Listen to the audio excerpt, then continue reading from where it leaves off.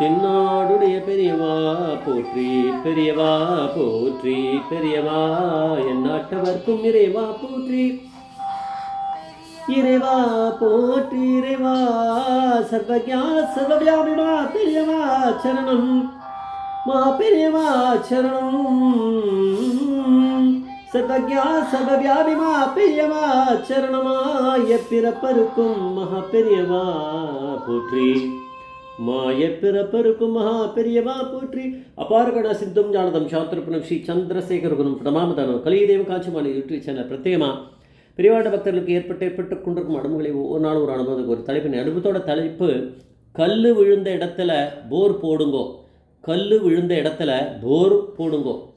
இந்த சேனல் எதுக்கும் சப்ஸ்கிரைப் பண்ணலன்னா பண்ணுங்க, பாக்கியம் இருந்தால் தினமே பாருங்கள். ஏன்னா நீங்கள் கேள்விப்படாத அனுபவங்கள் மட்டுமே தான் இந்த சேனலில் வரும். நீங்கள் அதை புரிஞ்சுப்பீங்க. இதில் அந்த அனுபவத்தில் வெளிநாட்டில் இருந்த ஒரு தம்பதி அப்படின்னு போட்டிருக்கா. மேபி அமெரிக்காவாக இருக்கலாம். ஒரு டிசம்பர் மாதம் அவள் இந்தியா வந்திருக்கா. கர்நாடகாவில் இருந்த அவளோட ஃப்ரெண்டு பெல்காமில் இருந்திருக்கார். அவர் வீட்டில் தங்கி இருந்திருக்கா. ஃப்ரெண்டு இவளை ஃபேமிலியோடு தான் போயிருக்கா. அந்த கப்புள் அவள் கூட ஏதாவது பசங்க இருக்குமாக்கும், 1-2 பசங்க அவளோட தான் போயிருக்கா. அவள் எல்லோரும் கூட்டிகிட்டு ஒரு இடத்துக்கு போனார். இந்த பெல்காமில் அது குருதேவ் மந்திர் அப்படிங்கிற ஒரு கோவிலுக்கு போயிருக்கா. அங்கே ஒரு அழகான மெடிடேஷன் ரூம் இருந்துதான். சில கடவுள்களோட படம், சில குருமார்களோட படம், அதோட மகாபிரிவாளோட திருவுருவ படமும் மாட்டியிருந்தது. ஒரு தீபம் மட்டும் எரிஞ்சிருந்தது. 30 நிமிஷம் தியானம் பண்ணிவிட்டு இவள் வெளியில் வந்தா. மற்ற குருமார்களோட சேர்த்து ஏன் பெரியவாளோட திருவுருவம் இருந்தது அப்படின்ட்டு ஒரு கேள்விக்குறியாக அவளுக்கு இருந்திருக்கு. இதை யார்கிட்ட கேட்கறதுன்னு அவளுக்குன்னு அமெரிக்காவில் எங்கள் வெளிநாட்டிலேருந்து வந்தவாளுக்கும் இருக்கலாம், இல்லை புதுசாக போனவருக்கும் அது கவனிச்சிருக்க மாட்டார். அவளுக்கெல்லாம் ஒரு கொஸ்டின் மார்க் இருக்குது. அப்புறம் ஆஃபீஸை நடத்துகிறவர் ஒருத்தர் அவர் நம்பரை வாங்கி அங்கே கோவிலில் அவர் இல்லை போல இருக்கு. அவர் அவருக்கு ஃபோன் பண்ணி அவர் ஒருவேளை அந்த வேலையிலே இல்லாமல் கூட இருக்கலாம், அப்போ இருந்திருக்கார் அப்படின்னு நினச்சிக்கலாம். நம்மளுக்கு அதெல்லாம் சொல்லலை. அந்த அனுபவத்தில் தெரியாமல் நம்ம போய் சொல்லக்கூடாது.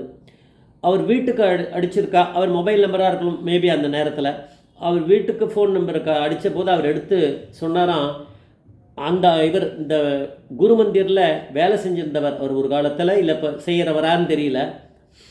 அவர் சொன்னாராம், மகாபெரிவா பெல்காம் வந்திருக்கார், பல நாட்கள் இந்த குருதேவ் மந்திர் இப்போ இருக்காளே அந்த இடத்துல தங்கியிருந்தாராம்.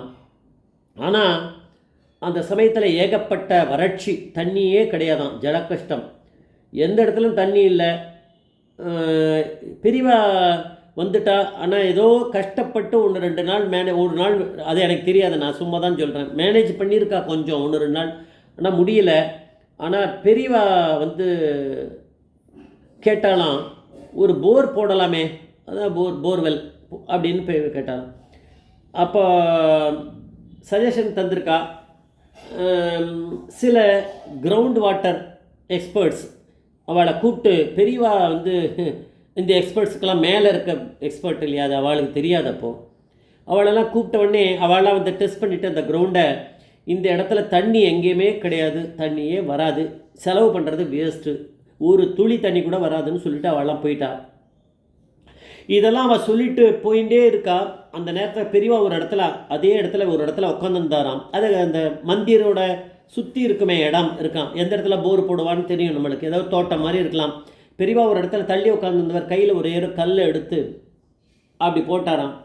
நல்ல கல்னால் ஒரு சின்ன கல் இல்லை, பெரிய கல். பெரியவாளுக்கு தெரியும் அது யார் மேலேயும் போய் விழாது, அது ஒரு இடத்துல விழுந்தது. யாரோ கவனிச்சிட்ருக்கா, கோவிலை நடத்துகிறவா கவனிச்சிட்டா. அவள்லாம் போயிட்டா, அந்த எக்ஸ்பர்ட்லாம் போயிட்டா. அந்த கல் இருக்க இடம் எதுவோ பெரியவா எழுந்து வந்தா. அங்கேருந்து வந்துட்டு, கல் எங்கே விழுந்தது, இங்கே தான், அந்த இடத்துல ஒரு போர் போடுங்க அப்படின்ட்டா பெரியவா.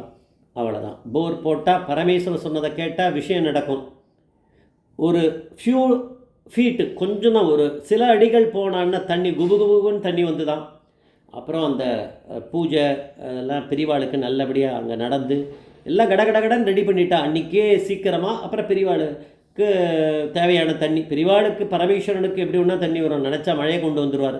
இருந்தாலும் பெரியவா வந்து ஒரு கல்லை தூக்கி போட்டார்னா அந்த இடத்துல வந்திருக்கு, அதை நம்ம தெரிஞ்சுக்கணும். அப்படி இருந்துருது. பெரியவா வந்து இப்படி ஒரு சம்பவம் நடந்திருக்கு. அதுக்கு அடுத்தது வந்து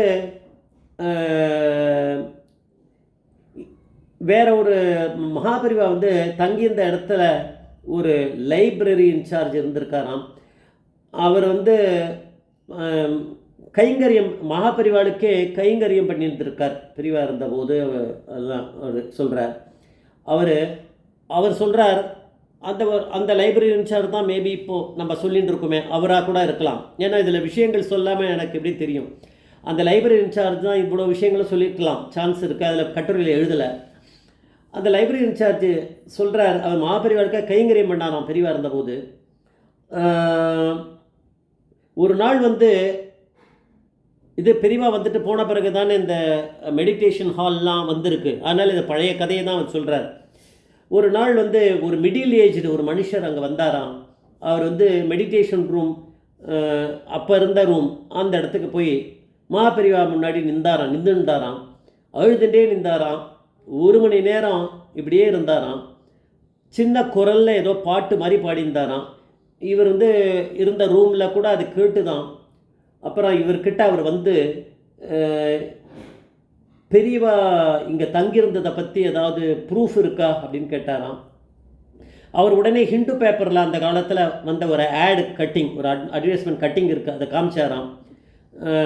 போனார். 15 நாள் கழித்து அவர் திரும்பி வந்தாராம். அந்த மனுஷர் வந்தபோது சொன்னாராம், இந்த இடத்துல அவர் எந்த இடத்துல உட்காந்து மெடிடேஷன் பண்ணாரோ அவர் சொல்கிறாராம், அந்த இடத்துல பயங்கர பவர் இருக்குது. பெரியவா ஒரு வேளை அந்த இடத்துல உட்காந்துருக்கலாம். இந்த இடத்துல ஒரு தியான மண்டபம் கட்டித்தரேன், நான் சரியா அப்படின்னு கேட்டாராம். அவர் வந்து லைப்ரரியில் இருக்கவர். அவர் வந்து சரி, நான் வந்து இதனுடைய அட்மினிஸ்ட்ரேட்டர்ஸ் யார் இருக்காளோ அவர்களுக்கெல்லாம் கேட்டு நான் வந்து பர்மிஷன் வாங்கி கொடுக்குறேன் அப்படின்னாராம். அவள்லாம் கேட்டவுடனே அவள்லாம் சரின்னுட்டாலாம். இப்போ அந்த இடத்துல தியான மண்டபம் இருக்குது.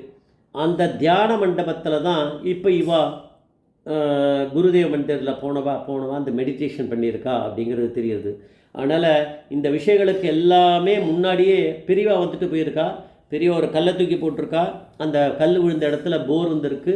பெரியவாய் படம் வந்து ஒரு சின்ன திருவுருவ படம் வந்து ஒரு இடத்துல இருக்குது, ஒரு சின்ன ரூமில். அது தியான மண்டபமாலாம் இல்லை.